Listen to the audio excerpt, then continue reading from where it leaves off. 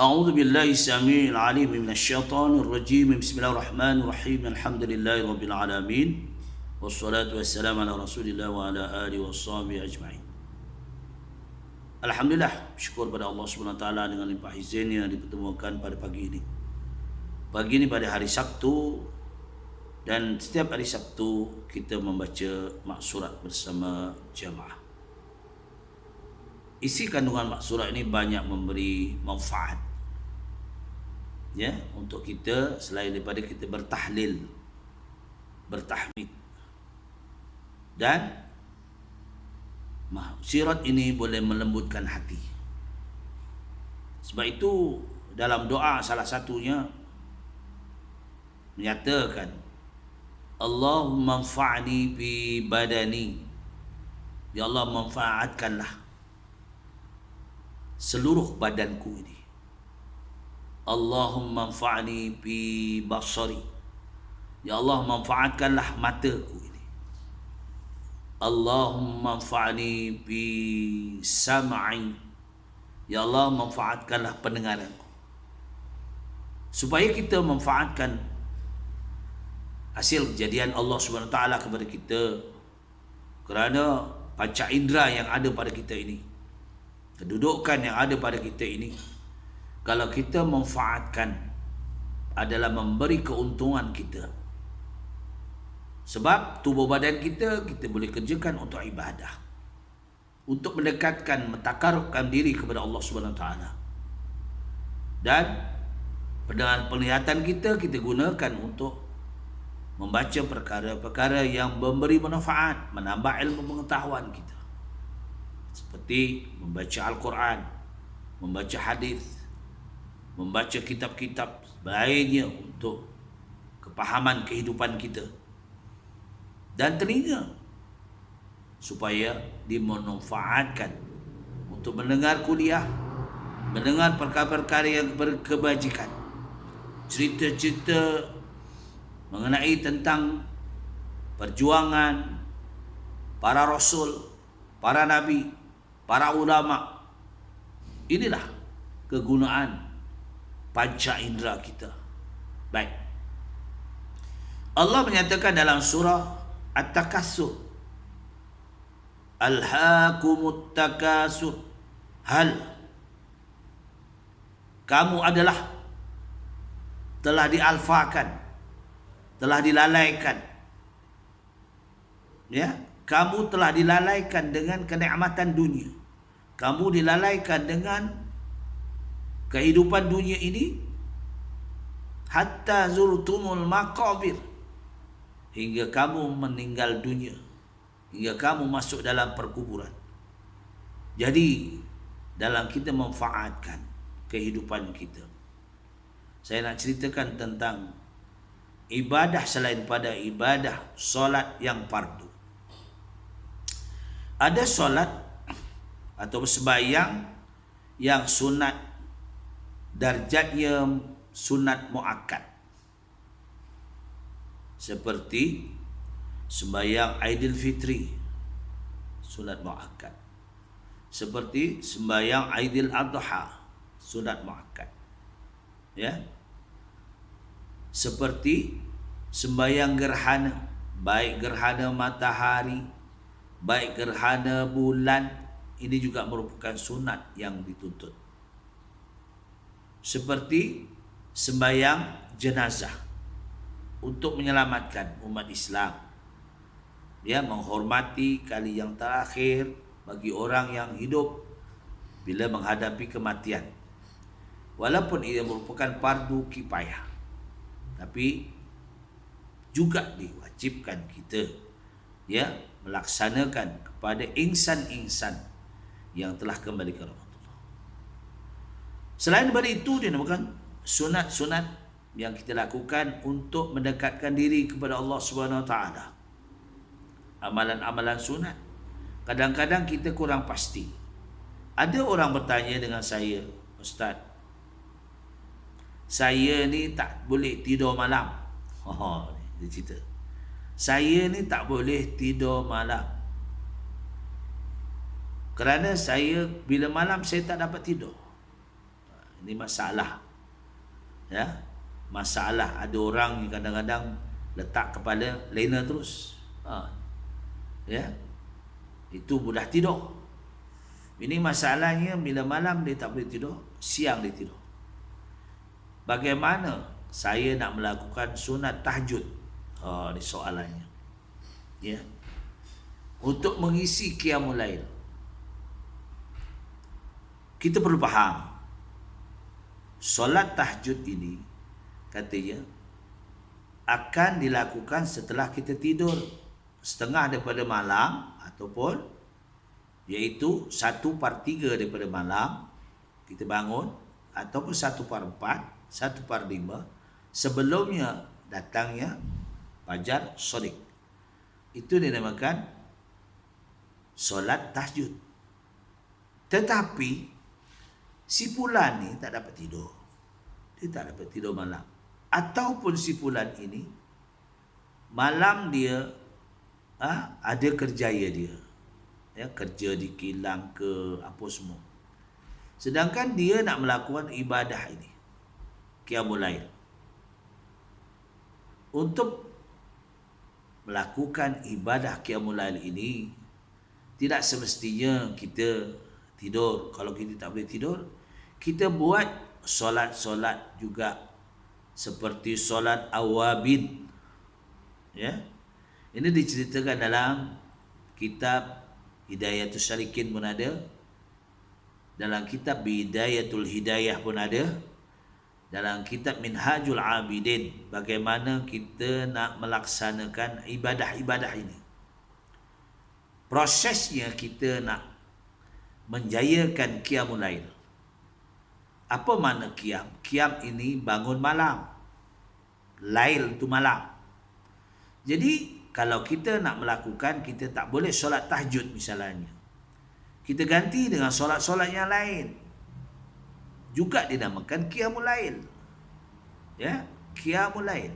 Maknanya kita boleh sembahyang taubat, ya, atau solat awabin tu taubat, solat istigharah, ya.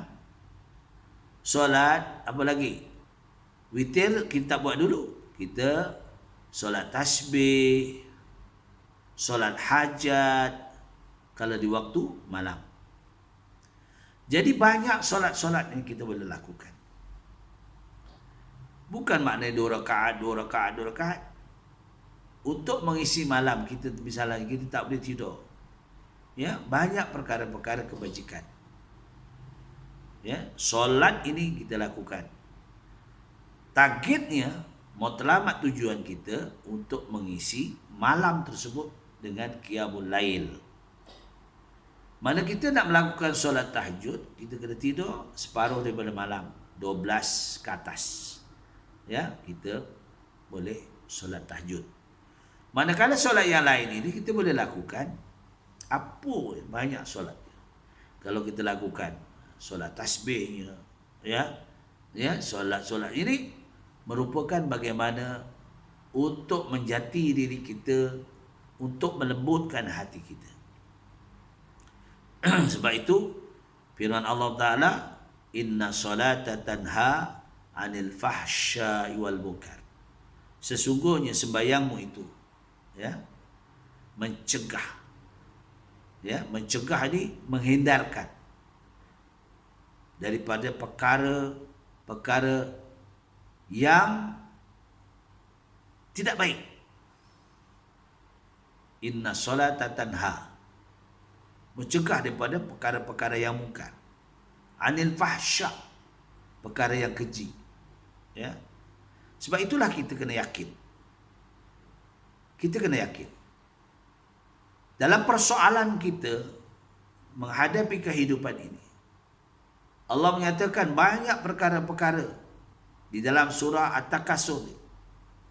Allah menjelaskan, hatta zultumul maqabir summa kalla saufa ta'lamu.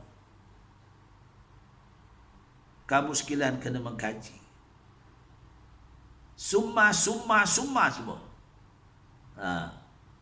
Summa kalla saufa ta'lamun.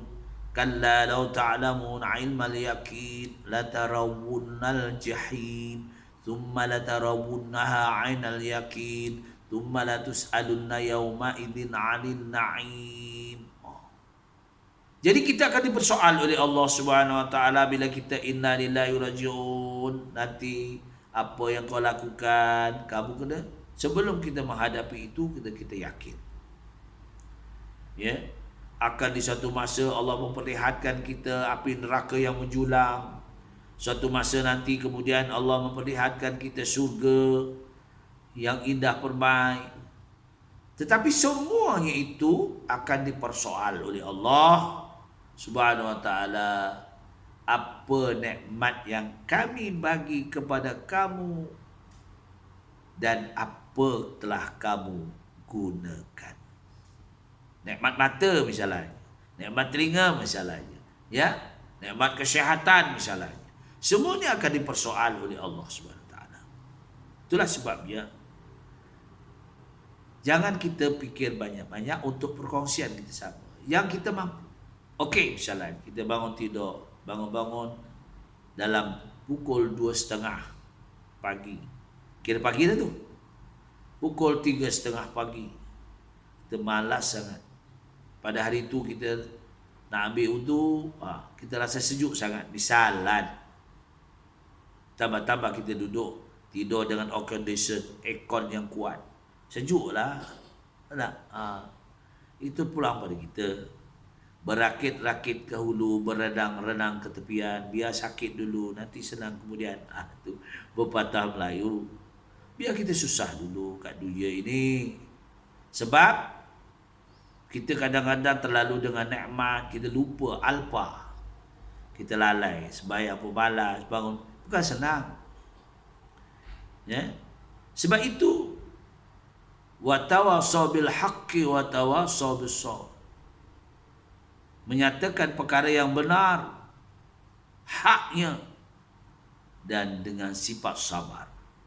Dalam kita menghadapi kehidupan ini, melaksanakan ibadah-ibadah ini yang kita termampu, tetapi kita kena usaha. Ya, jangan tunggu bahagia baru kita bersyukur. Bersyukur setiap masa barulah dapat kebahagiaan. Ya tak? Inilah yang kita kongsikan pada pagi ini. Jadi ibadah-ibadah ini seperti solat banyak. Kalau waktu malam kita tak bangun, pada hari itu kita letih sangat, kita bangun, ambil wudu, kita baring, kita bacalah subhanallah walhamdulillah wala ilaha illallah wallahu akbar. La ilaha illallah wahdahu la syarikalah. Lahul mulku wa lahul hamdu yuhyi wa yumitu wa ala kulli syai'in qadir. Kita dah mengisi dah qiyamul lail. Kita dah mengisi malam-malam itu dengan bertahmid. Ya, bertakbir. Ya. Ada pengisian walaupun kita tidak mampu untuk melaksanakan ibadah sembahyang. Tapi kalau kita mampu lagi bagus. Kalau kita boleh baca Quran lagi bagus. Kadang-kadang maklumlah, iman kita ni iman orang awam. Kadang-kadang semangat menjulang. Bangun. Ada 2-3 hari kadang-kadang kita letih. Maksudlah kita letih. Jadi walau macam mana jangan kita kosongkan malam itu. Ya, daripada maghrib kalau kita solat biasa berjamaah, alhamdulillah. Sebab itu tuntut ya kita solat berjamaah di masjid, di surau. Sebab apa tu? Amalan berjamaah ini sangat tinggi nilai. Kalau kita sembahyang seorang diri berbeza sangat. Jadi kalau kita pada malam itu kita berjamaah, sampai waktu isyak, dan kita memohon maghfirah Allah Ta'ala, kemudian kita habis sembahyang ba'diyah, kita boleh sembahyang witir 1 rakaat ke, 3 rakaat ke, 5 rakaat ke, tak kisah. Lepas tu kita tidur. Kita tidur. Bangun tidur, kita mulakan dengan lepas 1/2 ke, 1/3 ke, 1/4 ke, 1/5 ke. Sebab subuh sekarang akhir. Kita boleh lakukan. Ya. Sembahyang apa je? Pertamanya. Sembahyang, saya nak dengar, sembahyang awabin ma'al istigharati. Rak'ataini lillahi ta'ala. Ini ada dalam kitab ya, Hidayatus Salikin. Cuba kita tengok. Hidayatus Salikin ada. Saya tak ingat lembaran ke mana, tapi ada. Dia kata sembahyang ini kita lakukan baca rakaat pertama selepas Fatihah baca qul huwallahu ahad sebanyak 6 kali. Kemudian disambung dengan qul a'udzu birabbil falaq, disambung dengan qul a'udzu birabbin nas. Dan rakaat kedua macam itu juga. Kita baca surah Al-Fatihah. Kemudian baca surah Ikhlas qul huwallahu ahad 6 kali, ulang. Habis ulang lagi. Kemudian kita sambung dengan surah Al-Falaq, kemudian surah An-Nas. Kita buat 2 rakaat itu, kemudian habis kita tahiyat, kita salam. Apa motif tujuan? Di dalam kitab itu Al-Imam Ghazali mengatakan, barang siapa yang melakukan sembahyang awabin ma'istigharati, pertama kita bertaubat, menyerah diri pada Allah Ta'ala. Istigharah maknanya kita memohon kebajikan dari Allah, kebaikan. Mana istigharah ni? Kita mengharapkan ya Allah memberi kebaikan kepada kita. Istigharah. Jadi ini kepentingan kita, amalan kita yang mudah. Ya. Selain pada itu, kita boleh solat taubat misalnya. Ataupun kita buat sembahyang lain. Ya. Sembahyang sunat ini namanya bukan dimakan sunat muakkad. Yang muakkad ni yang tadi saya sebutkan. Ada asbab-asbab yang lain, ya. Boleh dilakukan. Itu kalau waktu malam. Manakala sebelum subuh, ya. Selepas subuh, azan saja kita kena sembahyang qabliyah subuh atau solat fajar. Lepas sembahyang subuh, kita tunggu sampai timbulnya waktu isyraq. Waktu isyraq dalam sekarang ni dalam pukul 7.12 atau 7. Senang kita ni 7.15 tu boleh lah. Kemudian kita lepas daripada pukul 7.30 ke 7, yang paling 7.45 kita boleh sembahyang duha. Ya, sembahyang duha ni boleh 8 rakaat. Setengah ya, khilafiyah boleh membuat sampai 12 rakaat. Itu terpulang. Ya, kalau tak mampu kita buat 2 rakaat 1 salam, ataupun 2 rakaat salam, bangun lagi 2 rakaat, maknanya kita buat 4 rakaat. Cukuplah. Yang kita mampu. Jadi jangan sampai tak buat. Kecuali kita ni masghul sangat. Sehingga kan setengah ulama mengatakan kalau kita dah menjadikan satu itu amalan yang mesti pada kita, seperti sembahyang qabliyah, tiba-tiba kita tak terbuat hari itu sebabkan imamnya ataupun dah awal kita terlambat. Lepas solat subuh kita boleh qada qabliyah itu. Itu khilafiyah. Sebab jadi lazim, kebiasaan dibuat. Jadi ini penting kita dalam mendekatkan diri kepada Allah Subhanahu Wa Taala, amal-amal yang kita perlu buat, ya, supaya nanti kita tidak diberi soal oleh Allah. Allah bagi nikmat mata, apa kita buat? Allah bagi nikmat mulut, apa kita buat? Allah bagi nikmat telinga, apa kita buat? Ya, Allah bagi nikmat kesihatan, apa kita buat? Jadi kita mau buat juga yang termampu sebagai tanda syukur. Jadi syukur ini jangan tunggu kita senang baru kita syukur. Walau kita pun dalam keadaan begini kita syukur. Umpamanya ya, syukur kita boleh hidup, Allah panjangkan umur, tu syukur. Syukur kita boleh makan nikmat, ya, makanan-makanan. Syukur. Ada orang kadang dah tak boleh nak makan. Kita syukur boleh berjalan dengan sihat. Syukur. Bila bersyukur, sangatlah dituntut oleh Allah Ta'ala. Fazkuruni ashkur, ya, fazkuruni ashkur. Sentiasalah kamu ingat pada kami, kami ingat kamu, ya. Wala takfur, jangan sombong. Jadi hidup kat dunia ini sebagai kita orang yang berdagang, orang yang musafir, kita nak lakukan kerjaya-kerjaya, tapi kita ingat dulu kepada pencipta kita. Sebab itulah kita nak backup pun, kita ingat pencipta kita. Jadi kita katakan, cantiknya mukaku, cantiklah ke penciptanya. Ni. Kita menunjukkan, ya, seronok hati kita. Sebab itulah kita tenang. Bila kita melakukan perkara-perkara yang, ya, mensabitkan amal-amal yang dituntut oleh Allah Ta'ala, itu mendatangkan kita jadi orang yang tenang. Tabaruk kita kepada Allah Ta'ala. Sebab itu tambah-tambah PKP ini, kalau kita tak dekatkan diri pada Allah, banyak masalah. Betul. Masalah keuangan, masalah pekerjaan, ya, menghadapi masalah jalan pakai mask, sosial, semua.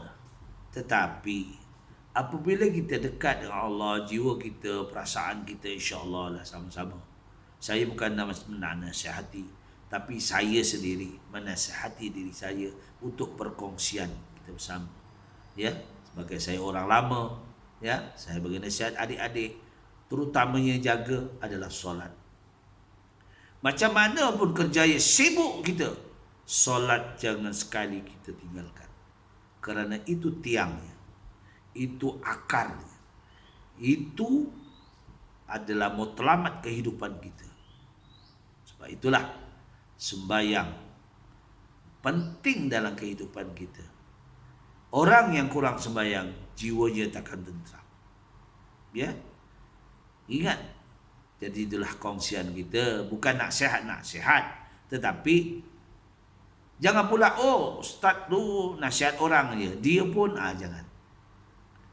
Kita yang boleh berdakwah, tanggungjawab kita sebagai mudai, pendakwah, menyampaikan. Orang terima, terpulang. Orang tak terima, terpulang. Jadi ini perkongsian. Saya pun bila mendengar ceramah-ceramah orang lain, kuliah-kuliah, ambil impakkan kepada diri kita supaya kita dapat melaksanakan.